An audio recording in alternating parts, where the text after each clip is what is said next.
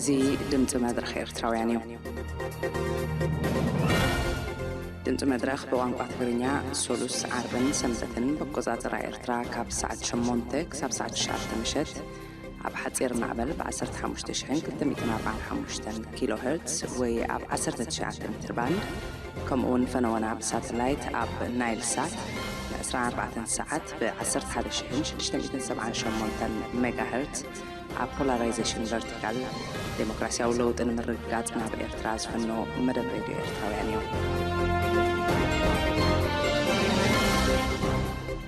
زي دمت مدرخ إرتراويانيو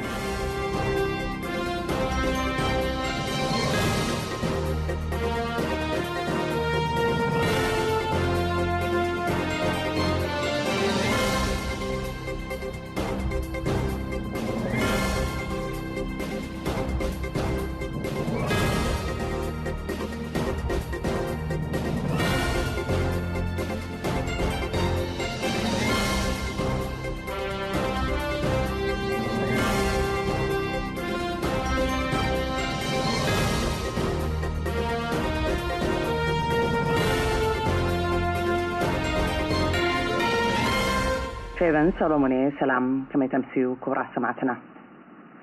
أبني لومي سولوس حموشتا قنبت كل تشين عسرت حموشتا مدمنا مجمريا زينا خاربيو تطيلو وقناونات نملك وحدات زبل عنقب كسعبيو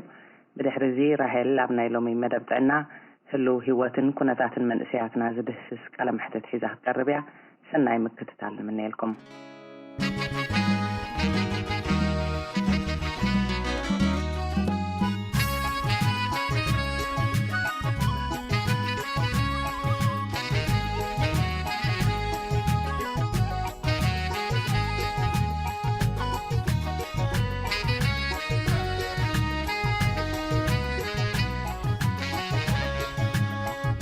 كل سورة غير قجري رغب سورة جالت قمرري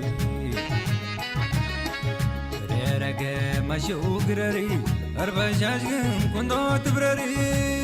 شنقر وقننتي نينا ما تدري قربت الأغرب إلى بكر بغري كل سورة غير قجري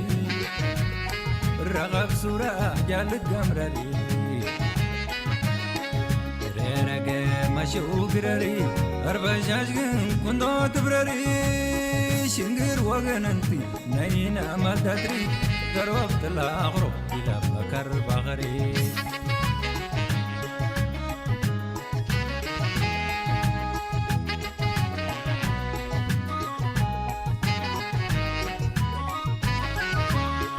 قبلك مركب وشغال هدوانتي قو حبري ودبوك تغضب عدن قش خجاراي كسري قم جابري دمبري الكوزم سادستي وقري ويلبك اسكن عدو او تكمين ريح أربع كندو تبرري شنقر ودنا بكل قف صوكين بكن وفادن زقارة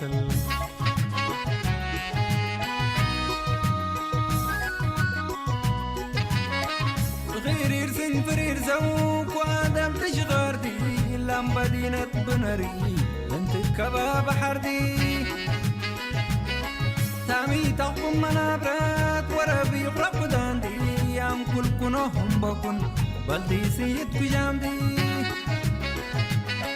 كل أتيو جغريل بيري الإرقو يمالدي أما أحلى لونين قرا أبس بداني جاردي أنكركم كل زوج شام رحسي جربي ور شمسي تقلبي وردان نار وربي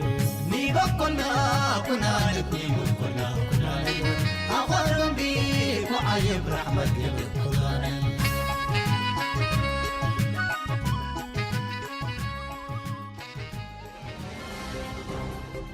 زي دمت مدرخ إرتراويانيو زين أنه كرات تهراتلتي فلما رأساتهم ኣብ ሊብያ ኣብ ልዕሊ ስደተኛታት ዝካየዱ ዘለዉ ግፋታት ደላሎን ኣሰጋገርትን ምስ ወተሃደራውያን ሰበስልጣን ተሻሪኾም ዝኣለምዎ ኮይኑ ምስ ንሱ ተቓሊዑ ነዋርሕ ደሞዞም ከይተኸፍሉ ዝርከቡ ኣባላት ሰራዊት ኣብ ወርሒ ጉንበት ተመባፂዕሎም ዝነበረ ውህሉል መሃያ ዛጊድ ከም ዘይተዋህቦም ተሓቢሩ ሳልሳይ ዙር تعليم ህዝባዊ ሰራዊት ይጥዋዓሉ ኣብዘሎ እዋን ናብ ወፃኢ እናተመላለሱ ክነግዱ ዝጸንሑ ዜጋታት ናይ በረራ ወረቐቶም እናቐየሩ ናብ ኢትዮጵያን ሱዳንን ይሃድምለው ስርዓተ ግረፍ ካብ ህዝቡ ተጻይንዎን ዘሎ ጽልእን ምዝላእ ጉንበት መጽየ ዝምስርሖ ጸወታታት ይቕጽሉ ኣሎ ዝርዝር ዜና ኣብ ሊብያ ወተሃደራዊ ክዳን መንግስቲ ብዝለበሱ ዕጡቃት ኣብ ልዕሊ ኤርትራውያንን ኢትዮጵያውያንን ስደተኛታት ዝካየዱ ዘለዉ ግፋታት ደላሎን ኣሰጋገርትን ምስ ወተሃደራውያን ሰብ ስልጣን ተሻሪኾም ዝኣለምዎ ኮይኑ ምጽንሑ ምንጭታት ድምፂ መድረኽ ካብቲ ከባቢ ቃልያም ምንጭታት ናብ ሓበሬቶኦም እቶም ኣብ ኣበየ መኻዚኖታት ክእከቡ ዝጸንሑ ስደተኛታት ክሳብ $800 ኣሜሪካን ተኸፊሎም ካብቲ ተዳጒኖምሉ ዘለዉ ከባቢ ክወፁ ጥራይ ዘይኮኑ ብቐጥታ ናብ ጃላቡ ተጻዒኖም ናብ ማእከላይ ባሕሪ ከም ዝሰግሩ በቶም ደላሎ ይንገሮም ምህላው ብምልካት እቲ ስደተኛታት ብዝሒ ኣብ ዘለውሉ ከባቢታት ከተማ ትሪፖሊ ክካየድ ዝቐነየ ግፋታት ምስ ሰበ ስልጣን እታ ከተማ ተዋጊንካ በቶም ኣሰጋገርቲ ዝተበገሰ ምዃኑ ኣገንዚቦም ምንጭታትና ወሲኾም ክሳብ ናይ ጀነራል ማዕርግ ዘለዎም ወተሃደራውያን ሰበ ስልጣን ሊብያ ነዚ በቶም ኣሰጋገርቲ ዝተኣልመ ከይሲ ተግባር ልዑል መጠን ገንዘብ ከም ዝረኽብሉ ተገንዚቦም ዝተወሃሃደ ግፋታት ኣብ ልዕሊ ስደተኛታት ይቕጽልዎ ከም ዘለዉ ኣተሓሳሲቦም ደላሎን ኣሰጋገርትን ካብ ስደተኛታት ከመንጭዎ ዝደልዩ ዘለዉ ገንዘባዊ እትዋት ኪኖ ሰብኣዊ በደላት በፂሑ ከም ዘሎ ዝፍለጥ ኮይኑ ብፍላይ ኣብ ባይታ ዘየለዉ ሓቅታትን ሕልምታትን እናመስርሑ ንስደተኛታት ኣብ ዝተሓላለኹ ጸገማት ይሸምዎም ምህላዎም ይዝነገር ኤውሮጳዊ ሕብረት ኣብ ሊብያ ኣብ ልዕሊ ዝርከቡ ማእከላትን ንቁጣታትን ደላሎን ኣሰጋገርትን ዕላማ ዝገበሩ ወተሃደራዊ ወፍርታት ክውን ክገብር ኣብ ዝቃረበሉ ዘሎ እዋናት ኣብ ሊብያ ዝርከቡ ደላሎን ኣሰጋገርትን ኣብ ሃታ ዝዓሰለን ገንዘብ ስደተኛታት ንምምንዛዕ ጥራይ ኣብ ዝዓለመን ሜላታት ይነጥፉ ከም ዘለዉ ዘመልከቱ ምንጭታት ድምፂ መድረኽ ወሲኾም ብፍላይ ኣብዚ እዋን እዚ ቁጥርቶም በቶም ኣሰጋገርትን ኣብ ማእከላይ ባሕሪ ዝፋነው ዘለዉ ስደተኛታት ልዕሊ ካልእ እዋን በሪኹ ምህላው ኣረድዮም ብኻልእ ወገን ሰለስተ ካብቶም ኣብ ዝሓለፈ ሰሙን ኣብ መካይን ተጻዒኖም ካብ ሱዳን ንግብፅን ናምርሑ ብበደዊን ራሻይዳ ዝተጨወዩ ኤርትራውያን ዜጋታት ዛጌት ብዘይተነፅረ ምኽንያት ሞይቶም ከም ዘለዉ ምንጭታትና ካብቶም ዝተጨወዩ ግዳያት ንስድሮኦም ናይ ሓግዙና ጻውዒት ክገብሩ ኣብ ዝደወሉሉ እዋን ምፍላጦም ኣገንዚቦም 10 ካብቶም ግዳያት ኣብቲ ንስድሮኦም ዝገበርዎ ናይ ቴሌፎን ጻውዒት $4,000 ኣሜሪካ ከፊሎም ክልቀቑ በቶም ጨወይቶም ተነጊርዎም ከም ዘሎ ነቲ ክፍሊት ኣብ ዝሓፀረ እዋን እንተዘያው ሒሶሞ ድማ ኣብ ሲናይ ናብ ዝርከቡ ጎዘይትን ሸየትን ኣካላት ወዲ ሰብ ከም መሓላልፍዎም ምዃኖም ተሓቢርዎም ምህላው ኣተሓሳሲቦም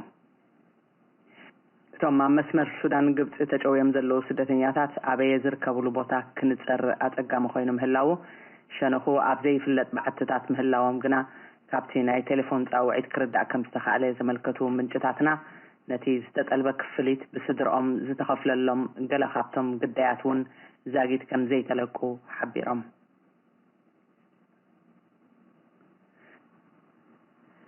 ነዋርሕ ደሞዞም ከይተኸፍሉ ዝርከቡ ኣባላት ሰራዊት ኣብ ወርሒ ጉንበት ተመባፂዕሎም ዝነበረ ውህሉል መሃያ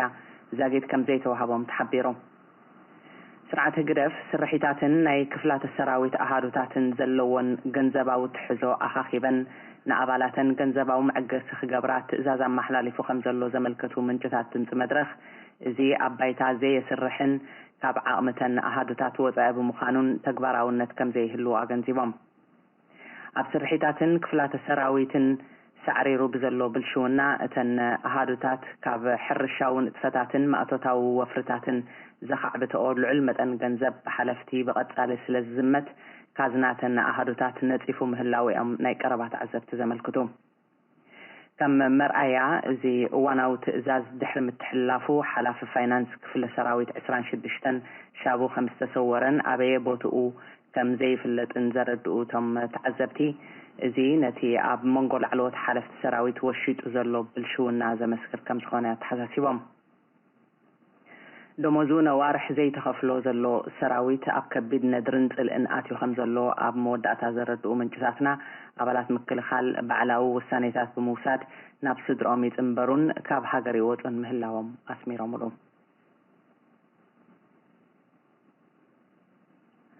ስርዓተ ግረፍ ንደቂ ኣንስትዮን ናብ ውሽጢ ሃገርን ወፃእን እናተመላለሱ ዝነብሩ ዜጋታትን ከሳትፍ ምዃኑ ዝተነግረሉ ሳልሳይ ዙር ታዕሊም ህዝባዊ ሰራዊት ዝፅዋዓሉ ዘሎ እዋን ናብ ዱባይን ሃገራት ኣዕራብን እናተመላለሱ ክነግዱ ዝፀንሑ ዜጋታት ናይ በረራ ወረቐቶም እናቐየሩ ናብ ኢትዮጵያን ሱዳንን ይሃድሙ ከም ዘለዉ ምንጭታት ድምፂ መድረኽ ካብ ውሽጢ ሃገር ኣቃልዮም بمسارات حبريتا من جتاتنا زي وانا وناي تعليم تاوعد دحر مزرقحو بركت زبلو ناب دبي امرحهم زنبرو نقادو ناب اسمراز بالزنبر ناي بررا مملس ورقتهم نغيرو ناب سودانن اثيوبيان ياتو خمزلو خفلتن كلو نحكم الناس درابيتاو بتحون ابز تفلاليا هاجرات وصا زركبو زيغاتاتنا ون نز حدش تاوعد سرعه هدف تكريهم ابزلو يترفلو كل نزوباتات تزرقح زلو تاوعيت نسال سايزور تعليم هزباو سراويت كابتم علاماتي تاوعيت كوينم زلو زيقاتاتنا قطتاو تقاومو يبرخ مهلاو زملكتو ناي قربات عزرتي هزبي تقاومو بآبيان ناب قرباب تحاقرات بمئنفاتن يقدلو خمزلو يردو مزي عبز كارب زينا قطرتهم ناب قربات حاقر السودان زسددو زلو ايرتراويان لعلي خالق اوان نهيرو خمزلو من جتاتنا تحساسيبهم أبزن زحلفا شمون تمعلتتات دراي أفسات شحن 900 زيقاتاتنا ناب قربيت حقر السودان كم زأتو زحبرو من جتاتنا إذا أهاززين أتم بمنقد العلواي وكيل سدثنياتات ودب حبورات حقرات زحلفو دراي زوكل مخانون مستم كي تمزقبو زأتو كالوت سدثنياتات كرئن كولوغنا اتي فقدي أزيو لعل كم زخون أمي تمالو بخالق وغن من قستات إثيوبيان سودانن وحزتهم كاب إثيوبيان ناب سودان زأتو مو بو بيلوم ناب ليبيان مأكلاي بحرن أب زمرحلو اوان أب حرقاتات زود كوزلو إرتراوان سدتنياتات نمقتا حباراو وفري جميران كم زلوات فليدو بز مسرت أب كباب متمان حموران بخلتي أن حقرات زعو كولالاي كايد كم زلو كم سعبينو دما كباب التكازيل لعل 350 أب كبابي متما دما لعل 380 إرتراوان سدتنياتات مساس سقاقرتم أب تحت غيد 5 كردات خايلو الله كاب إثيوبيا ناب سودان بمسكار ناب ليبيا زمرح زلو زيقاتاتنا قديات مجويتن مقتلتن طرفات كجلتات يخونو مهلاوم يفلات سرعة قرف كاب هزبو تتعينو نزلو تسلقي نمزلا قنبت متأز مسرحم صوتاتات يقتلهم كم زلو من جتات تمت مدرخات حساسيبهم كاب بيت صحفة بريزيدنت سرعة تزرقح زلو صحفة وملأختي كم زملكتو أبي كبابيتات وشت هاجر زركبا أبي تمأسرتن تحدثون أب تحتي أن تقيدهم نزلوا زيجاتات بمزنع تم بوليتيكاو تعفف النتزي باللومن بمقابل الدرايز تأثرون زيجاتات نخفتحو زرزر اسماتهم كأربعة زوع مقانو زملكتو من جتاتنا زي مشلوي تبقسو ن بوليتيكينياتات كازيتينياتاتن مأمنان أسرات فتح كنس كم زي كوني أبريهم أبتصحفاو ملأختي حلفتتن أبي تمأسرتي نزرزر اسماتهم كفتحو زخونو أسرات كساب 18 قنبت كلتشن 15 كأربعة كم زقبع تسميرو اللو مهلاو وسيخم زد حساسو من جتاتنا إذن ما والكسب إسياس كساب كندي عبزو أنياتنا تنت تقبالنا حزب خقزم حارفو مهلاو زقهد مخانو آنت إيرام مرح سرعة هقرف أب كم زيز أمسلو تأوتاتات نوح كواسا مزنحو زفلت كوينو حزبي عبل علزو قدايك أتتاو نقحاتو وابريخو بمهلاو غنا إذا حدش صوتا كسرح كم زي كوني ينقرر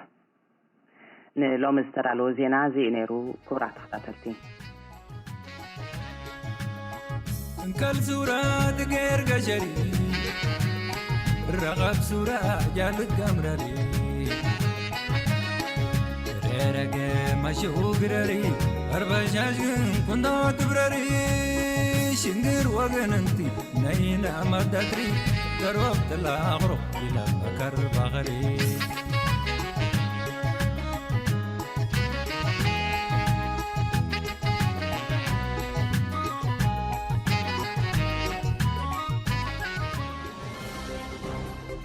زي دمت مدرخ إرتراوياني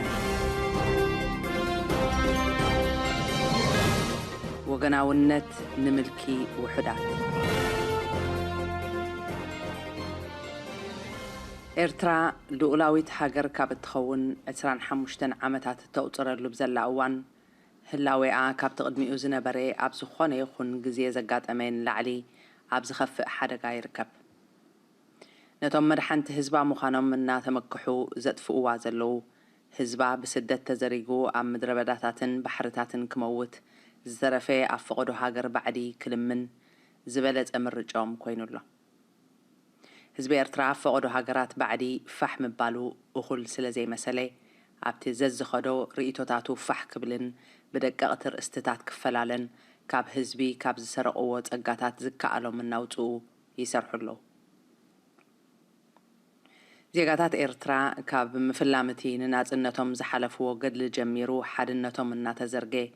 ብቓልሶም ናጽነቶም ዝረኸቡላን በቲ ናይ ውሑዳት ናይ ሽሙነት ህርፋን ሓርነቶም ዝሰኣኑላን መዓልቲ ሓንቲ ኮይናቶም ካብታ ብምርካብ ሃገሮም ዝተሓጐሱላ መዓልቲ ንነጀው ታሪኾም ናብ ባዶነት ዝትርጉመሎም ጉጅለ እናተተናኸሎም ናጽነቶም እናረሓቐት ካብ መንገዶም ኣርሒቖም ክጸድፉ ይድፍኡ ኣለዉ ነዚ ሃገር ዝነብሩላ ህዝባ ዘለዎም ዝተፈላለየ ቃላት ቋንቋን ቃናታት ላህጃን ዝመላላእ ጽባቐ ዘለዎ ኣነባብራ እምነታት ነናይ ዓቕሞም ዋኒን ርእሰ ማል ነናይ ውልቆም ታሪኽ ዓይነታት ሞያን ጥበብን ክንዲ መጸበቒኦም ከም መተፋነኒኦም ኮይኑ ክዘርጎም ብብዙሕ መንገዲ ተሰሪሑሉ ሰባታ ነቲ ኣብቲ ዓዶም ወሪዱ ዘሎ መዓት ኣልዮም ናብ ድሕነትን ራህዋን ዘምርሕሉ መንገዲ ከናድዩ ክንዲ ዝጓየዩ ኣእዳዎም ክወጣወጡ ክቃላጠፉ መሬት ምእንቲ ክዓርቦም ጸጋታት ሃገርን ዓቕሚ ብዙሓት ጉሩሃትን ይባኽን ኣሎ ነቲ ብሃገሮም ዝሰኣንዎ ርግኣትን ሰላምን ክመልስዎ ኣብ ክንድነቶም ሒደት በደልቶም ዝኣልዩ ንኹሎም ኣሕዋቶም መኽሰሲ ይገብርዎ ኣለዉ ኩሎም ኣብዚ ስልጡን ሕብረተሰብ እዚ መለለይ ውልቀ ሰባት ጥራይ ክኾኑ ዝግብኦም መልክዓት ኣብዚ መዓልቲ እዚ ንብዙሓት ዘይስገሩ መፈላለየ ሓጹራት ከም ዝኾኑ ይመስልዎም ኣለዉ ሰባት ብኸምዚ ወይ ብኸምቲ ብምምላኾም ልሳኖም እዚ ወይ ስትሓደ ብምዃኑ ደሃይ ላህጅኦም ካብቲ ጥቕኦም በዚ ወይስ በቲ ስለ ዝልለ ከቶ እንተዘይተቓተሉሉስ ከም ዘየጸብቐሎም ክእምኖም ሕሹኽ ዝብሎም ይበዝሖም ኣሎ ጸብጻብ ውልቃዊ ህይወቶም ኣብ ክንዲ በዚ በቲ ካልእ ተመክሮ ዝያዳ ስለ ዝሃብተመ ኣተሓሳስብኦም ኣብ ክንዲ ብዝተባህሎም በቲ ዝመረጽዎ ስለ ዝተመርሐ ድኽነት ክመጽእ ተዓኒዶም ክንዲ ዝጽበዩ ተቓሊሶም ስለ ዘውደቕዎስ በቲ ምስሉይ መዕረይ ሃገራውነት ከም ጓኖት ክሕሰቡን ከም ጸላእቲ ክረኣዩን ተበይኑሎም ኣሕዋት ደሃይ ልሳናቶም ሃብቲ ተሓሳስቦኦም ኣኽብሮት ፈጣሪኦም እናተደራርዐ ሓይሊ ክኾኖም እምበር ፈጺሞም ከም ፍላይ ማንታ እንተዘይተመሳሰሉ ክጻልኡስ ይትረፍ ነቶም ዝገብርዎ ነቶም ዝሰምዕዎ እውን የሕፍሮም እዩ እቶም ነዞም ኣሕዋት ሓራ ኮይኖም ንኽነብሩ ኣባዮም ከኣልዩ ከለዉ ክንመርሓኩም ዝበልዎም ካብ ምብጋሶም ክሳብ ሕጂ ብቋንቋ ምስሉያት ዓዊሎም መዝሙር ሓድነት እናደረፉ ንሓድነት ህዝቢ ዘሪጎም ኩሎም ዜጋታት በብሓደ ናብ ምጥፋእ መሬት ከም ዝዝረው ይገብሩ ኣለዉ ህዝቢ ኤርትራ ንሓርነት ክቃለስ ከሎ ኣብ ነፍሲ ወከፍ ገስጋሱ እቶም ነቲ ሰውራ ብክሳዱ ዝሓነቕዎ ንሓቀኛ ናጽነት ንድሕሪት ይጎትዎ ነይሮም ኣብ ሱሳታት ኣብ ተሓኤ ዝተረኣየ ኣብ ሃገራዊ ቃልሲ ብወገናውነት ናይ ምሕያል ሜላ ኣየዕውትን እዩ ዝበሉ ኣብ ፈለማ ሰብዓታት ኣብ ምብቋል ህዝባዊ ሓይልታት ዝያዳ ብዝዕኑ ኣገባብ ቀዲሖሞ ኣብ ውሽጢ ህዝቢ ኤርትራ ናይ ቀቢላ ናይ ከባብን ናይ እምነትን ጽልእታት ከም ዘሎ ንምምሳል ኣብ እዋኑ ንምስትውዓሉ ዘሸግር ዝነበረ ብዙሕ እከይ ተሰሪሑ ኣብ ኣተሓሕዛ ተጋደልቲ ኮነኢልካ ፍልልያት ብምፍጣር ኣብ ዝተናውሐ እዋን ካብ ፍልልያት ብሄርን ሃይማኖትን ዝዓሞቕ ነቕዓት ንምፍጣር ብመደብ ተሰሪሑሉ ተጋደልቲ ነቲ ኣብ ተጋድሎ ሓርነት ኤርትራ ዝነበረ ብገለ መራሕትቲ ውድብ ዝተበገሰ ፍልልያት ክልብሙሉ ክኢሎም ስለ ዝነበሩ ኣብ ህዝባዊ ሓይልታት ካልእ ካብኡ ዝደቀ ኣዕናዊ ሜላታት ተማሂዙ ነቲ ዝዓበይሉ ልሳናትን ዘምልኹሉ እምነታትን ጥራይ ዘይኮነ ኣዝዩ ጸበብቲ ናይ ከባቢታትን ደርብታትን ፍልልያት ኣጉሊሖም ንኽሪኡ ዝግድድ ኣተሓሕዛ ምስ ተደጋገሞም ነቲ ምስሩሕ ፍልሊ ከም ሓቅነት ወሲዶሞ ብስም ማርክስነት ደርባዊ ፍልልያት ንምጥፋእ ብዝብል ምስምስ ኣብ ሕብረተሰብ ዝርከቡ ተፈጥሮኣውያን ናይ ወለዶ ዓቕምን ሞያን ፍልልያት ከም መፈላለይ ነጥብታት ተቆፂሮም ኣብ መንጎ ብጾት ጽልኢ ዝፍጠረሎም ነጥብታት ኮይኖም እዚ ደርባዊ ዝተባህለ ጽልእታት ሓፋሽ ተጋደልቲ ሓቢሮም ነቲ ሰውራ እናጽረዩ ናብ ሓቀኛ ወካለ ህዝቢ ከየሰጉምዎ ምእንቲ ኣብ ደቀቕቲ ፍልልያት ክጠፍኡ ብርቱዕ ስነ ሓሳባዊ ዝመስል ዘየቋርጥ ዘመተ ተፈኒሎም ኣብ ፈለማ ሰብዓታት እቲ መግለጽ እተሓሳስባ ህዝባዊ ሓይልታት ዝርዝር ዝተባህለ ንሕናን ዕላማናን ዝብል ጽሑፍ ብግቡእ ከይተዘርግሖ ከሎ ጸሓፍቱ ነቲ ብኡ ዝኽንንዎ ሓጢያታት ካልኦት ብዝበለጸ ካብቶም መሃስቱ ዝተባህሉ ንላዕሊ ሓጥዮም ሓደ ካብቲ ንወገናውነት ዝምልከት ሓሳባት እቲ ጽሑፍ ተበለጽቲ ንናይ ገዛእ ርእሶም ጥቕሚ ዓልየታውን ወገናውን ፍልሊ እናገበሩ ንህዝብና ኣብ ማእለያ ዘይብሉ ጉጅለታት ከፋፊሎም ጥራይ ዘይኮነስ እቲ ንፍልሊ ዝግበር ጻዕሪ እውን ይቕጽል ስለ ዘሎ እቲ ጉጅለታት እናጸበበን እናበዝሐን ናብ ጎደቦታትን ማይ ቤታትን ከይሰግር ዘስጊ እዩ ይብል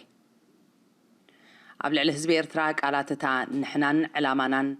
ተጻሒፉ ቀለሙ ከይነቐጸ ከሎ ኣብ ውሽጥተን ካብ ተሓኤ ተፈልየን ክሰምራ ዝጽዕራ ዝነበራ ጉጅለታት በቶም ጸሓፍቲ ዝምራሕ ወገናውነት ዝዘርእ ዘመተ ተበጊሱ ብተገልብጦሽ ንኻልኦት ወገናውያን ምዃኖም ብምኽሳስ ደርብን ሞያን ብምስባብ ኣማራጺታትን ተኽእሎታትን ንምብዛሕ ዝተበገሰ ሓሳባት ጸረ ሰውራ ዝብል ስም ብምሃብ ኣሽሓት ተጋደልቲ ተቐቲሎም ብናይ 45 ዓመታት ተመክሮ ተራቂቑ እዚ ክሲ እዚ ዝጠቕሶ በደላት ልዕሊ ዝኾነ ይኹን መድረኽ ሕጂ ኣብዚ እዋን እዚ ብኩሉ ግንባራት ይስራሓሉ ኣሎ እቲ ካብ ፈለማ ሰብዓታት ኣብ ህዝባዊ ሓይልታት ዝግበር ዝነበረ ምቕንጻል ተጋደልቲ ናይ ውልቀ መላኽነት መደቦም ኣብ ዘተግብሩሉ ንህዝቢ ክከላኸሉሉ ንዝኽእሉ ሓቀኛታት ተጋደልቲ ኣናድዩ ዘጽንት ዘመተ ክሳብ ሕጂ ይቕጽል ኣሎ ኣብቲ ግሩህ እዋን ዝተቐትሉ ብምጉዳሎም ዝተፈጥረ ባዶ ቦታ ኸይኣክል ንታሪኾም ዝተፈላለየ ወገናዊ ተሓሳስባ ብምትእስሳር ኣብ ሞቶም እውን ብሓጢያት ቀተልቶም ተኸሲሶም ክሳብ ፍርቂ 80ታት ኩሎም ኣብ ቃልሲ ዝነበሩ ስሙያት ጀጋኑ ንምልካዊ ሕልሚ ውልቀ ሰባት ኣብ መጻኢ ዕንቅፋት ከይኮኑ ኣብ ደጀንን ኣብ ዓውዲ ኩናትን ብኢድ ዝተተናኸልዎም ኣሕዋቶም ክሃልቁ ከለዉ ካብቲ ገበን ዝኸፍእ ካልእ ነታጎ ስምዒታት ንኽውለድ መደፋፍእ ኮይኖም ጀጋኑ ኣብ ቦታ መስዋእቲ ብጥልመት ኣሕዋቶም ብኸንቱ ምማቶም ከይኣክል እቲ ጋጣሜታት ኣብ ተጋደልቲ ናይ ወገንን እምነትን ፍልልያት ንምግናን ይጠቅም ነይሩ ካብቲ ህዝባዊ ሓይልታት ዝተበገሰሉ ነዊሕ ከይጸንሐ ተጋደልትን ብዙሓት ኣፍልጦት ቃልሲ ዝነበሮም ክፋል ሓፋሽን ከምኡውን ትካላት ስለያ ጸላኢ እቲ ካብ ተሓኤ ከሲሱ ዝተፈለየ ጉጅለ ዝኸፍአ ባህርያት ፈላላይነት ከም ዝነበሮ ተረዲኦሞ ንባህርያት እቲ ጉጅለ ዘስተውዓሉ ብኣግኡ ተጸይፎሞ እቶም ንሓሶት ትንተናታት እቲ ጉጅለ ዝተቐበሉ እቲ ፍልልያት ካብ ባህርያት ሓፋሽ ዝተበገሰ መርኣይ ዓሞቕቲ ፍልልያት ህዝቢ ኤርትራ ገይሮም ብምሕሳብ ነቲ ነንገዛእ ርእሶም ዝመደቡሉ ዝብጽሖም ኢሎም ዝገመትዎ ንእሽቶ ክፍልታት ሓፋሽ ሓለይቱ ክኾኑ ንዝተረፈ መላእ ክቃለሱሉ ዝተበገሱ ሓፋሽ ከዓ ብዓይኒ ጽልእን ጥርጣሬን ክርእይዎ ተገዲዶም ዝበዝሐ ተመርሐ እምሮ ዝነበሮ ክፋል ሓፋሽ ተጋደልቲ ነቲ ስምዒታት ቀስ በቐስ ናብ ህዝቢ እናሕለፍዎ ከከም ዝብጽሐና ሸነኽ ዝበልዎ ትገበናት ንገሌ ከም ግቡእ ስጉምቲ ንኻልኦት ከዓ ከም መርኣያ ጽልእቶም ካልኦት እዮም ኢሎም ዝሓሰብዎም ወገን እናቖጸርዎ ማዕረ ማዕረ ገስጋስ ፍትሓዊ ቃልሲ ሓፋሽ ኣብ መንጎ ሓፋሽ ዝትከል ልኡም ምትፍናን እናዓበየ ቀጺሉ ካብ መድረኽ ናብ መድረኽ ኣብ መንጎ ተጋደልቲ ልኡም ምትፍናን ምፍጣር ነካይዳ መሪሕነት ኣስተውዒሎም ከየዕርይዎን ለውጢ ከየምጽእሉን ዘዕላምኡ ዘመተ ቀጺሉ እቲ ኣብ ምምስራት ህዝባዊ ሓይልታት ዝተነቕፈ ኣካይዳ መመሊሱ እናበርትዐ ኩሉ በቲ መሪሕነት ኣብ ልዕሊ ተጋደልቲ ዝግበር ዘይምዕሩይነትን ምቕንጻልን ናይ ብሔር ናይ ከባቢ ወይ ናይ እምነት ቅርጺ ከም ዝሕዝን ኣብ ተጋደልቲ ዓሚቕ ዘይዕግበት ከም ዝፈጠርን ሰሪሑ ንገለ ኣባላት መሪሕነት እቲ ናይ ምፍልላይ ፖሊሲ ሰውራ ብብዝሒ ርእቶታት ሓፋሽ ተጋደልቲ ከምቲ ኣብ ተሓኤ ኣጋጢሙ ዝተባህሎም ዘይዕውት ኣንፈት ሒዙ ጉዳይ ቃልሲ ብምኽንያት ዘላግሱ ክትዓት ከይርስዕ ዝብል ጥበራ ቀራርባ ሓሳብ ኣታሊልዎም እትገባብ ከም ዝተገልጸ ይገለጽ ጥርናፈ ሓፋሽ ብድሑር ስምዒታት በታቲኽካ ብምድኻም ኣብ መጻኢ እዋን እምባገነት ውልቀ መራሕቲ ክመጽእ ዝኽእል ተቃውሞ ኣቐዲምካ ንምቕታል ዝተሃንደሰ ብልሒ እዩ ንታሪኻዊ ሓድነት ህዝቢ ኤርትራ ከም ዘይነበረ ቆፂርካ ከም ሓድሽ ምህዞ ብምስሉይነት እናተሰብከ ከሎ ኣብ ግብሪ ንኽጠፍእ ብውሑዳት መራሕቲ ተሰሪሕሉ ካብ መመጻደቂ ቃላት ሓሊፉ ኣብ ናይ ስራሕ ኣተሓሳስባ ታሕተዎት ክፋል መሪሕነት ሓድነት ብሓይሊ እምበር ብፍታው ህዝቢ ክገሃድ ዘይከኣል ምንዮት ብዝመስል ተሰሪሕሉ ካብ መመጻደቂ ቃላት ሓሊፉ ኣብ ናይ ስራሕ ኣተሓሳስባ ታሕተዎት ክፋል መሪሕነት ሓድነት ብሓይሊ እምበር ብፍታው ህዝቢ ክገሃድ ዘይከኣል ምንዮት ብዝመስል ተሰሪሕሉ ድሕሪ ናጽነት ነዚ ዝተመስርሐ ፍልልያት ዘይፈልጦን ዘይነበረሉን ህዝቢ ምእንቲ ከኣምነሉ ኣብ እዋን ቃልሲ ዝተዓወተ ኣዳኻሚ ሜላታት ቀጺሉ ምስቲ ኣብ ሜዳ ዝተፈጥረ ወገናውን ሃይማኖታውን ስምዒታት ተደሪቡ ንጥርናፈ ህዝቢ ቀስ ብቐስ ከዳኽም ተሰሪሕሉ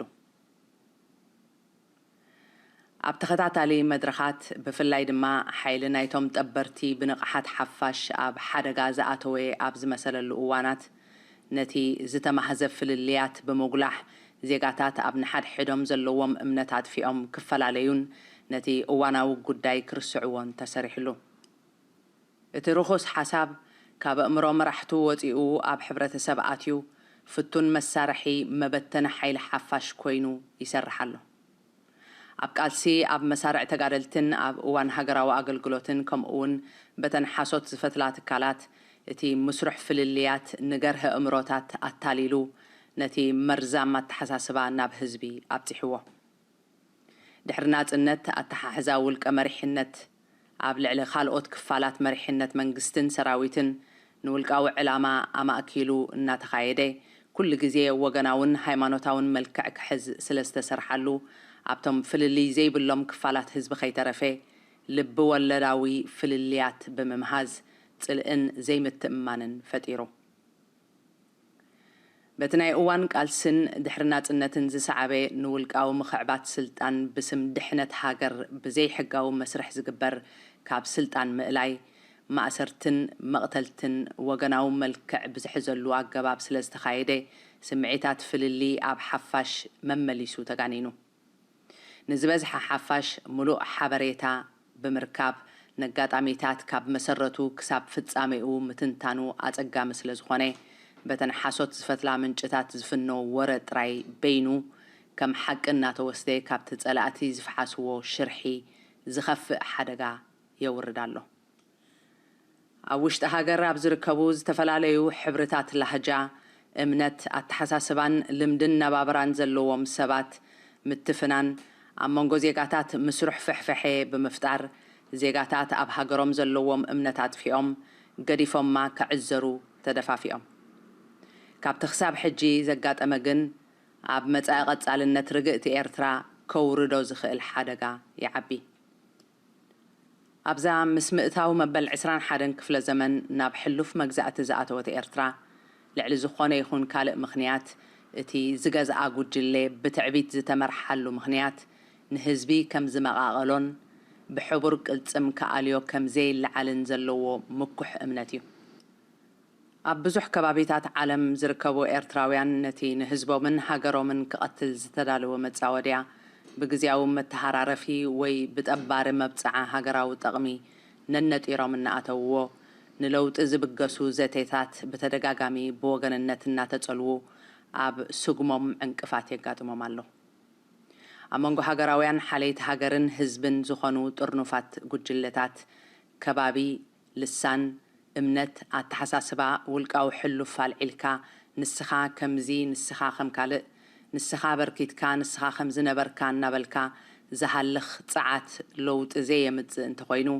ብመሰረቱ ኣርእስቲ ለውጢ ምልዓል እውን ክሳራ እዩ ዝኸውን ውሽጣውያን ጸላእቲ ህዝቢ ኤርትራ ዝተኸልዎ ኣዒንቲ ሕዋት ንወጅሄ ሕዋተን ብዝተማህዘብ በቐል ብሕማቕ እናረኣያ ኣብ ምጥምማት ዝዕነዳሉ መድረኽ ብፍቓድ ዜጋታት ጥራይ ዝሰርሕ ብምስትውዓሉ ዝፈሽል እዩ ኣብ ሃገሩ እናተዋረደ ዝነብርን ኣብ ዓድጓና ተገዚኡ ዝነብርን ዘሎ ህዝቢ ኤርትራ ነቲ ብሓሶታት ውሽጣውያን ገዛእቱ ሲኢንዎ ዘሎ ሓድሕዳዊ ምትእምማን ብምስትውዓል ካብ ኣእምርኡን ተመሓዎ እቶም ንሓርነቱ ናብ ድርብራብ ባርነት ቀይሮም መዓልትን ለይትን ብዘይ ቅሳነት ክነብር ዝግድድዎ ዘለው ብዘይ ወዓል ሕደር ምተባሕጎጉ ሓይሊ ጸላእቲ ህዝቢ ኤርትራ ኣብ ምሕባእ ሓቅታትን ተወሳኺ ሓሶታትን ጥራይ እዩ ዝምርኮስ ነቲ መለኽቱ ዝሃነፅዎ ኣምልኾ ውሑዳት ነቒሉ ነቲ ኣብ መንጎ ሓድሕድ ሕዋት ዝተዘርአ ፈልስታት ዘይምትእምማን ከካብ ኣእምርኡን ልቡን እንተኣሊዎ ምግራሙ ከይወድአ ሞሊኦም ክጠፍኡሉ እዮም ነቲ ብመፍተል ሓሶት ጠለምቲ ህዝቢ ኤርትራ ዝጥምጠም መፈንጠራታት ንምእላይ ብዙሕን ነዊሕን ምርምር ዘይኮነስ ሙሉእ ናይ ምንባር ናጽነት እትደሊ ሓንቲ ንጽርቲ ውሳኔ በይና እያ ተኣልዮ ናጽነት ሃገርን ናጽነት እቶም ዘቕምዋ ውልቀ ዜጋታትን ብዝኾነ ይኹን ትንተና ተመጻረይቲ ክዕመጽ እንከሎ ንሓሶት ሓሶት ምባል እምበር ኣብ ጥበራ ዓመፅቲ መተዓሻሸው ዝኸውን ሓቂ ምድላይ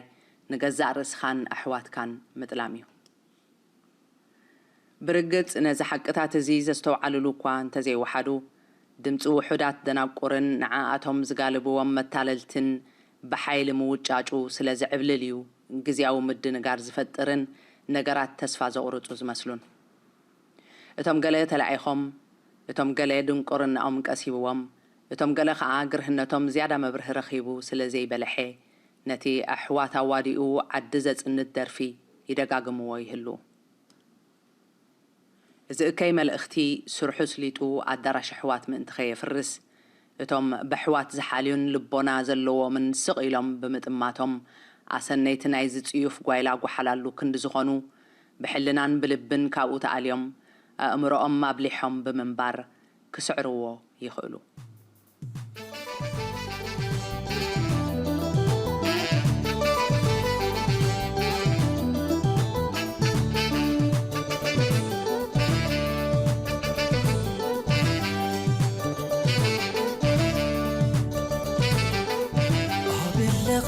سلام أبي مشكور رغور ندلك لنا العالم تحت النبل الله خبابلي يا أغلك السقطة تأمر في الطريق رقي زخوطة كم قلب رقي زخوطة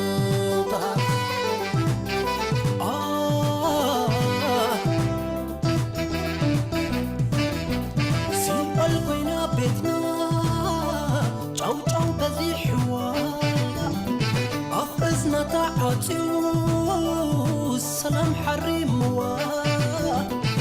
نفاس تنفاس كسانة سيئنو قالوا خوينو منبر سلام نسغي زيبال سلام سلام سلام سلام عبا سلام أبسطكاي وقتي زبنا كاحدا العلم منم كزي صورا لكي عدا لا ومن فاسكي نزل صمت نفسي أموت حياة كن لك ملسي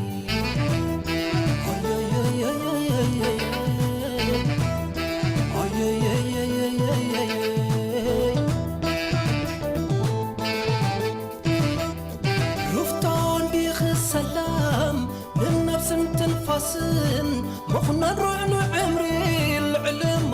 ينمقبل من الله زي مني من كله زي دلي عطعتي الدبو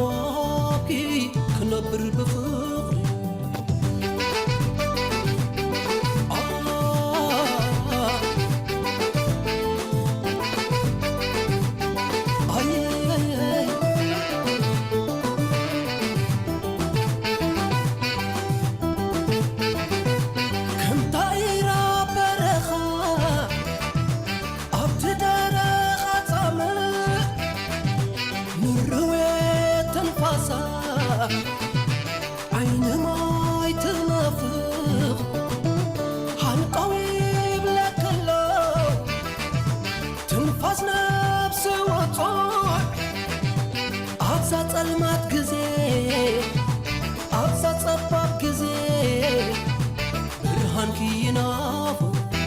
سلام زيبلي كبانا فلي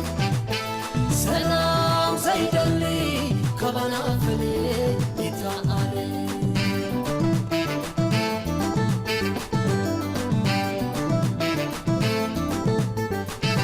كم سبايت خوني ايتدالو بنا نخلنا بحدي معرت لونا كما يسلم منتاي يتنحلك حطو معطعم كوينو كان زكايا فيتو تملكي ترقاي سفن سبكو حطو تملكي ترقاي سفن سبكو حطو سلام زيبلي كبانا فلي سلام زيدلي كبانا فلي يتعالي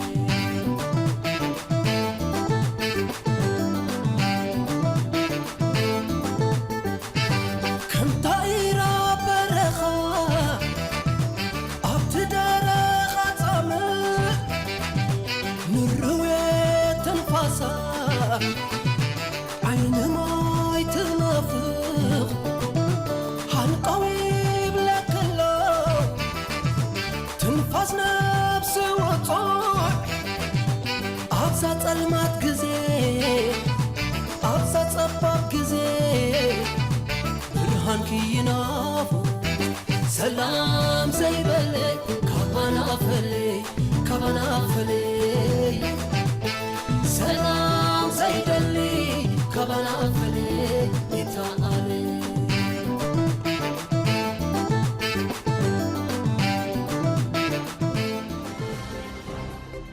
زي دمت مدرخ إرتراوياني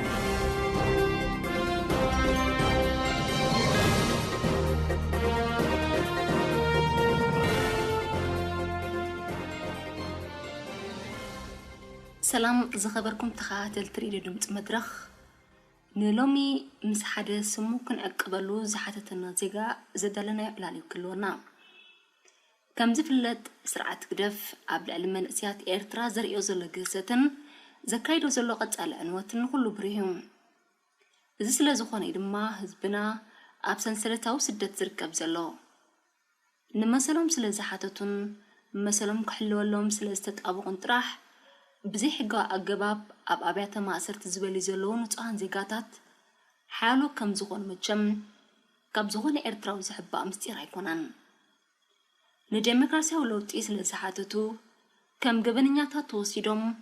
مستيروانن سوراتن مداقون بوتاتات تأسيروم عددا مقربتن حسا من زغون زلون قطروم كاب جيزي ناب جيزي كمنا بليز متزلون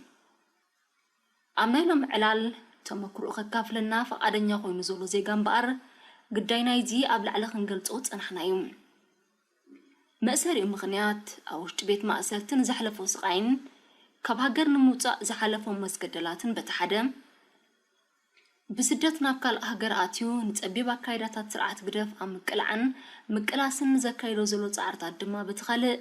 سفح زبال علالا كايدنا لنا نملؤ تحستو ناب خبلكم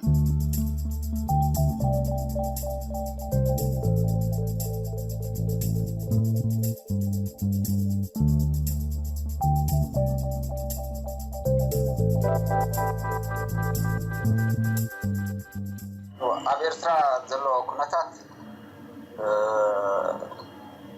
ጽሙት ኩነታት ተስፋ ዘይብሉ መጻኢ ዘይብሉ ኩነታት ይበሓፈሽው ማለት ዘስተውዕል ዘይኮነስ ወላውነቲ ኣእምሮ ሕማም ዘለዎን ዝርድኦ ኩነታት እዩ ምክንያቱ እንታይ እንተኢልና ብመሰረቱ ኣብ ኤርትራ ተዳሪና ብናይ ግዜ መቓን ካብ 94 ንዳሓር ዘሎ እንድሕር ወሲድና ሰብ ኣብ ናይ ባርነት ስራሕ ካብ ናይ ባርያ ተሓሕዛ ዝኸፍ ኣተሓሕዛ ኣብ ትሕቲ ናይ ሻዕብያ ባርነት ይነብር ኣሎ ኣብ ባርነት ትነብር ተዲኻ እሞ ከዓ ባርያ እኮ መጉቡዝ ምእንቲ ክሰርሓሎም በቲ ናይ ቀደም ድሕሪኛ ኣፅቢቦም እዮም ዝገዝእዎ ኣብዚ ግን ብጡሚካ ብዕሩቕካ ቤተሰብ እንተዘይብልካ ኣብ ደገ ንዖም እንዳገልገልካውን ጠሚኻ ኢኻ ትሓልፎ ማለት እዩ ስለዚ ከምዚ ዓይነት ሃዋህው ናይ ባርነት ስለ ዘሎ ኩሉ ካብ መሰረቱ ኤርትራ ናይ ቤት ማእሰርቲ ናይ ግፍዒ መንእሰይሲ በቲ ክህደንን ክሃድምን ኣብ ማዓስከራትን ኣብ ቤት ማእሰርታትን ብበትሪ እንዳተገርፈን እንዳተረሸነን እንዳተዋረደን ዝነብረሉ ክሰርሕ ኣይክእል ክመሃር ኣይክእል ክምርዖ ክድርዖ ሓዳር ክገብር ኣይክእል ኩሉ እቲ ሂወቱ ተወኒኑ መዓስ ከም ዝለቅዎ ዘይፈልጥ ፅልሙት መፃኢ ክውጥን ዘይክእል ኣብ ከምዚ ዓይነት ኩነታት ዘሎ ተዋህው እዚ እቲ ናይ ሰብኣዊ መሰላት ምጥባቅ ተወሳኺ ነዚ ዘሎ ዝገለፅኮ ኩነታት እምበር ንሱ ንባዕሉ ኣኻሊ እዩ ስለዚ ንዓይ ካብ መሰረቱ እውን ከምቲ ዝገለፅኩልቲ ካብ 99,2000 ኣነ ዳርጋ ወዲየ ነቲ ዘሎ ኩነታት ኣይቅበሎን እየ መሰረታዊ ጌጋ ኣለዎ መሰረታዊ ጌጋን በደልን ስለ ዝኾነ ከዓ ነዚ ከምዚ ዓይነት ከገልግል ቁሩብ ኣይኮንኩን ኢለ ናይ ተቃዋሚ መርገፂ ዝሓዝኩ ሰብ እየ ነይረ ስለዚ ኣብ ከምዚ ኩነታት ክንደይ ግፍዕን ክንደይ በደልን ወሪድኒ እቲ ኣብ ቤት ማእሰርቲ ምስ ኣተኹ ከዓ እቲ ቀንዲ ፅቡቅ ዕድል ዝብሎ ኣነ ሕጂ ኣብ ኤርትራ ሓደ ሰብ ኣብ ኤርትራ ኮይንካ እውን ነቲ ኤርትራ ዘሎ ኩነታት ኣዕሪኻ ዘይትፈልጠሉ ኩነታት ኣሎ ኣብ ቤት ማእሰርታት እንድሕር ኣቲኻ ናይ ሓንቲ ለይቲ ክልተ ለይቲ እቲ ኣብኡ ዘሎ ኩነታት ዕርዩ ኣጉሊሑ ነቶም ነቲ ኩነታት ናይቲ ስርዓት ይገልፀልካ ኣብኡ ምስ ኣተኹ ሕጂ ናይ ግድን ከምዚ ዓይነት ኩነታት ክቃወሞ ኣለኒ ዝብል መርገፂ ሓኒነ ንክሕዞ ገይርኒ ግን ሓፈሻዊ እቲ ኩነታት ፅልሙት እዩ ዘካቲ ኣብ ልዕሊ ናይ ሰብኣዊ መሰላት ምጥባቅ ስራሐይ ሓደገኛቱ ዝገብሮ ንዓይ እውን ግን ንባዕሉ እውን ኣኻሊ ነይሩ ማለት እዩ ሓራይ እስኪ ኣብ ቤት ማእሰርቲ ምስ ኣተኻ ዘጋጠመካ ኩነታት እቲ ዝነበረ ሃዋህው ብኸመይ ትገልፆ እስካዕ ሕፅር ኣቢልካ ምስቲ ካልእ ዝነበረ ግፍዕታትን ካልእን ኣታሒዝካ ከመይ ትገልፆ هو ما كان مع إيرترا فانتا دفعتها ولات انت نقروها كنزلو انت قروها كتريون كتفتنون كتنوبرون بوبين فانتايو نعم النت انا زاعته كله انا اسكن زقون زي كبر نجار خلاص ناي نزرع بحر لني حجي أبتسني عمسكرم كلتشح تمرقنا عليك أبت حساس كلتشح سن تسني مزيل من كاسا غسنا يرني شو حجوم زي جتصبه هو نمتى يقلم لكم نابز مزاقاس من السودان زي تهرب خد كا زي تهرب فيه لهم حجوم قال ساعات 10 قال يا مزيل عوية أنا حدث صار بالمالتي كيف كم تغفلتهم زقب عندي شايف لكم من نيرة مالتي كم عبنت كبك أجي يزار المسلم ما انتهيت زقم ودع لي عند قلت لكم تحالفتي ونيوس لذلو أبتدي سحتت عندي تنداس اللي عملتي يعني بيفهم ناو دوس دخل سبسي يبلنا سوم سجاب موجود لنا سوم حرايس لنا سجاب دولنا نعم تبلون مجي توم دوس بناو بقرام يوم كبس حد وعلو إسراء كذا عبسي حوم كم يقول تجلس سلسلة ما نروح جدا خيمنا هنا ده حراي تأكلون أمشي ساعة حمش تقلي أنا حجي صار استنفراي تقلي حجوم سكو حسكا زخن انتلو أبتسني لآخر بلني سدرايك أبتسني ونرو يلو يخدله بزح فلطوم سينا حدا زفلطون يرون سدراي تفلت ما هو يزلو حجي غرب سفلوك سدراي تجي حجي خير نعوم كزاربهم حجي عتا موتي تتحوابرون إلى تخطكم مع تلاشة هنيرو بسهم كهرمون دلي غريب من نشعو كم ذا عينة تحزا قليلس كم زي تصبه هو بحري كنتو مخانو ما يخلق كنيري بكا شعو قديسة سوق إلى الدهالو أقات أمي أنا بسرح عبي لي أبو مزي نيري أقات أمي أبوي بعد كرنا اسمرا قوشنيروس ساعة سلسة قليلة أوتوبوس مزي أنا هاد فلتوم سبعة ترخب مولي سابتا أوتوبوس سدراي نقولوا لي كبلي لي بيومو أبو ياو زنحان سبقا قاتا أو شعو كمزي لا مسبلكو سنبيدو ودي يزقلدو وحسكا كل مثل النور أو يوم نشعو دحر مسفلتكوس تي أنا زهو خذ نقولكو نابت الناس اللي حلاف فتح كم زعلس شو أنت زوج بنو نيرو ماوس بسوا يا أسرتاي نابت بيت ما أثر أو يجلس نحكاشو هاي تراخب هاي تقول شو سنبيدو هم مخان دحري واب كرتشحن حدا ناب ميازيا تونو نابتي أدرست بال تحت مريت مع أسرتي كباب السمانية زغون هزبي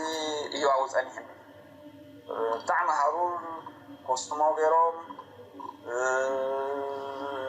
سلمات كتريو ما يتثلقلي أسرات كما خمالي أسرات دي أنا خا بتبوتاس بتأدرست بال سندي كذا حالفين قرب أبتم بقى وجن أبتم نقو أبعو ببطة تاوي تجد ما سرت قالوا الخون هيتحسن يهبو لحاله قبل خبر الدين مسأتوني أنت يا بزقورو سبقور وقت جزتي خيارات غيرهم نيرهم بنيو بنبرة مكاسب أصل حالي كان أبغى هذا صارني أفرح بديش تلين هجي أبت جزتي دين بعد سنة جت كان دحري نابت سنة إذا بنتزي بين مكاسب أصلها تتحس سب هجي بقولي نابت سنة مسلمه هذا أنا سبحان كت كيدي حاسب كم برتاع لك أيلهم أبت سنة أسيرهم أساقيهم ناو يوم سووا مستأكم حتى مكينا قالهم سأخذ خمسة سبعة سأخذ بتبيت ما صرت خمرلو كل شيء ثم أوزقنا يساوا يوصلوا هذي ساوا تعيد المسلم كم زبيت ما صرت ونايت مسلم يا بقى المنزل نبرم هذي أنا مش مساقوس أو كابت سنة يد مسلم بركاب كابت مسلم سوريا ده مش مساقوت يوم بقى يزورلو قلا أبتي سأل ما تانو أتو قبل يزورلو قلا هذي تبرهن قابت غمع عصاي هذي وانتهم كوينهم قالوا لا أنا فزيزة لبي سبري لا مالتي تام كوينهم كلهم كأب زعباي كان سب مسجم يوم كوزي نحكي دليلهم سلسلهم يحطوا يبلا أباي عقوب أنا قاعد نزيز سوي لتراي نتوم بتوم زي بوس الماتي أبتا تقام عصوا أبادو بلومي دحري 10 دقائق قالوا هو كل سبعة دفلت أمه ويركب شيء دحر سوم سلام لهم قال كني خاطر خامس كان من لا شيء أبي قال دحري 10 دقائق مسكونه كافينا من سعسعو تي كومم سرا أخو ترايو قال دري مني نو دحر نجيرهم ساتهم كاتس فوق سي أبي لو تم كابون بنتهي دام زي كامو من تمت هنا لهم قالوا لنا بينهم تركم تسفع قريتهم مالتي جيت وقتات نبرة كنزي نبتعني مجمرة أخذ أدخل قبل ما أصلت كندي عمته أو تأثيرك حجاو عدد 15 ميازيا نيرو أدخل له عدد 10 شوعة ميازيا نيرو تشحن حدا أوكي عدد 15 جنبوت كان بشوا وسيلوكا يقولون نزي أخن واحد كمان مثل تبيت مع سرت تزول كني أو تبيت مع سرت كرت ناي تحت مريت بيت مع سرت نيرو نحن هذا نبرنا قفح نيرا عند خاب عن استبل نيرا نحن توم بعد نبرنا سيفلينا بحد حتى خل عيد نبروها بروحات شدشت السوداناويان حتى ساعات شعبتنا بمعروضات بحال بوتا منقوم حجرن قولد مزلا أبستقبلوا بأمانقو شعبيان ناي السودان سراوينا واستمارهم فلتهم يلي قيح مسكلا يفلتهم أو زنوبريو زوسرولا حارنا أبواب بيت مع سرتنا يرو سمغا وتهدرات بيسرولو دك عنستي بيسرالو تبيت مع سرتي قف يحكوينو بحصور زتخبه بناي جعا حصور مالتي أبوغو قيلا حانت مربع كلت مربع دخونا نايتهم حلفتي مدقاسيهم بيصحفتهم نيران تي كولينيال ودقرانايتي ببالتي ناتا حلافي سعو محلوي تابتي لعلي لعبتي تحت مرد مع سرتي أو هذا راراوي بريخ محلو بوتالو سلازي خمزيا أو طعمي شت النجوم يخاتن دقش انتي دوزوها أبغى سبب بوتا داخل خطو قالها أبت مجمرة كل سب شنتي قاله يداويو درجة سادس تقاله 4 معلتي يابيا مالتي أو شنت معي قلة أو أبجالهم يحتشونو أتحركتي كل قلة زمات أسد ويا أو توشتي ويا أو تأفدده قلة يقولون وخيبوا فوق مالتي دي معسرتي مغتكتي مجفجفتي حرور أو كرناي هادنو فتينهم سلسة تقاتلهم متحدة بقولت عقاسلو كليتو خيدا بحرب مودعتا مساواز خدنالو أو مسيوم عيسى بالبحر حدا كبرون بالبحر إيش تودي سبق تصوات هاي زنبرة بوحدو ساتي كنتاتتي مش كلا حدا داني البحر قال صوتو سحاقة فطرو قال يا بنيرو قلت حمام حميمو مدحنيت كل يوم أو ميتو مالتي سلازي حفجاوتي كنتات تسفحي ونخد قرصو معات سقاي زنبرة كم زي مسلنا بتنادي مع سات كنتات حري بلك كاب سوادخا دحر سغردوب السودان آتيخا هو شعون تسنة يا خير السودان يكون كل خير تسنة يقولنا يسلسل عاد بعد تبع جل تسنة كده كاب سوات بجيس كمالتي كافت بيت ما صرت بخمي وتها السعودي خطبته بسئل غير كان تجاري كان غرب بناس خون مالتي لأن كابتن معسكر بتبب مالك نسرح ما عاد سرح هنا من دسرعنا ولا بمعسكر هذا سرد نبرش من توقع الرادف أبصو من حنت جزء حتى حسب رأسنا كم تخش الصروس يدخلون مستوى المسرح أسكاب شنو تقول بقى كمال قلة أبصوها أخو مقبلي بحلوان قلن عم يشتوا قصدون داخل كتون داخل كوبو قلتف سمر داولود أسرح قومو بحلوة بقى دوبي زخد زلوا ابن مصر فجي ولا حنت من قد يلن حنت بوكو أبتوشتي شو سر تعلم عايز بحلا نبرة قلة أو قلة خمس ختم يدي قلة الخمس أنا حمنا حتى خلاص كيف نسرع نعنا خا أمسهم حوسنا أسرع بلهم حصور بيرهم حصيرهم ما بقى يحلونا نيرهم تجي أو نابت من قبلنا ما يندامس أو كي حتى بكم سرخوا كنا عادني توم بصوتي إنه نيرهم كم قال غير كولي له كأوزم سؤال كان أتخيل معسكر شباب ينورون أبلا تريم أبلا خاد مثل بحزر زبالة بقى سألتهم كم غير أبلا تمثيله كاتم حلو قابلوا بقى لما وصلت من تلقيك أبلا تمثيله وزي مالك كتر ساعات تقالين يرحمه خمسة هذه ما ناي كان زبلتي ناي معي جالوني بالله دن هذا حدا برخا كان ناي 10 لتر جريكان كنتن ناي 3 لتر فرعان جالوني بخشة زتتمتما ماي مليون سنة حنا ناي باسوت تحنتي ماي سنة ناي 3 فرعان ماي ستيلا كبا سرقة يا هاخيد تسكينه مخنياتهم من عندما لا كل آخر خيد مالتي سويز خمسة يبتي عوض عناتي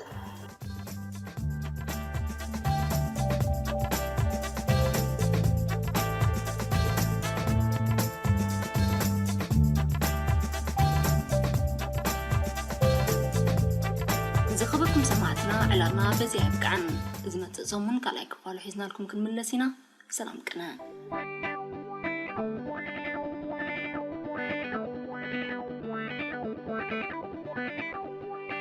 أتقرأ كان ديوز وخعب شقر بزي سنيدنا وتعقرقر بزي فايدات بصبح وعلى فوس هذا يركب كم حمام إبولا زملت كايم سلكان توسعك اسكلا زملت كايم سلكان توسعك اسكلا كان هزوي زي كون انتريت زاربي اجينا زاربي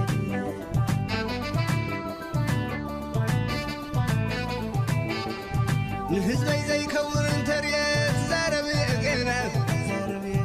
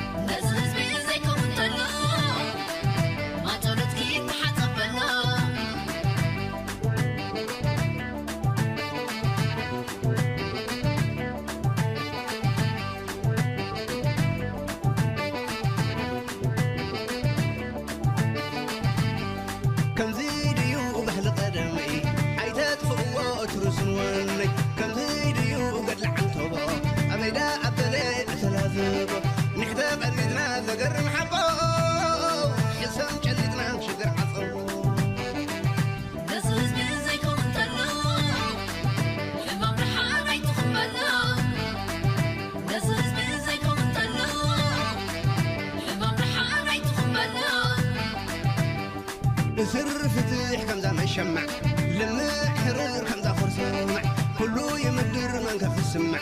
إفداع رخنك حد تطمع دقيق دبزاز مش تزيك الله عيون وتصوع عيسى تهيمن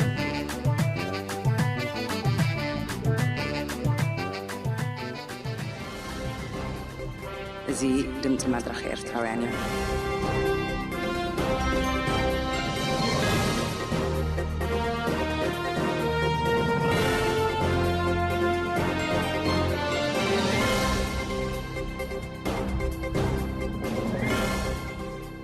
كبرات سمعتنا مكتالكم من دامسكنا نايلومي شلولوس حموش تقومبت مدبنا عبزي دمدمنا لنا عرب مشت داقم مير رخبنا سلام سنين